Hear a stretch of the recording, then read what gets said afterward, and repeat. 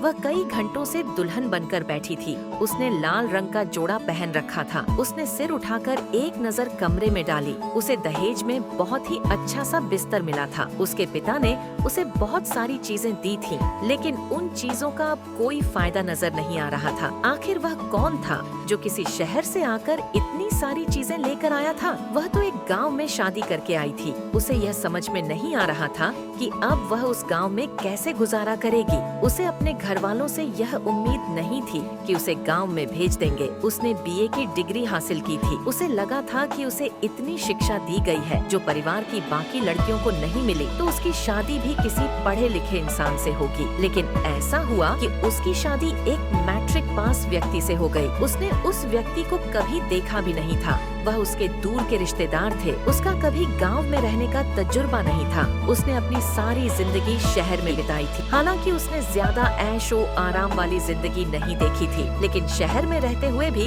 उसने वही घरेलू काम किए जो हर लड़की अपने घर में करती है। और वह कोई बहुत अमीर भी नहीं थी, लेकिन सच्चाई यह थी कि वह गाँव के माहौल की आदी नहीं थी। उसे यह पता नहीं था कि गाँव के लोग कैसे होते हैं। वह एक पढ़ी लिखी समझदार लड़की थी। जिस तरह वह अपने घर में खुशहाल रहती थी और जिस तरह उसके माता पिता ने उसे प्यार दिया था और उसके भाई ने उसका साथ दिया था, उसी से उसे उम्मीद थी कि शादी के मामले में भी उससे पूछताछ की जाएगी।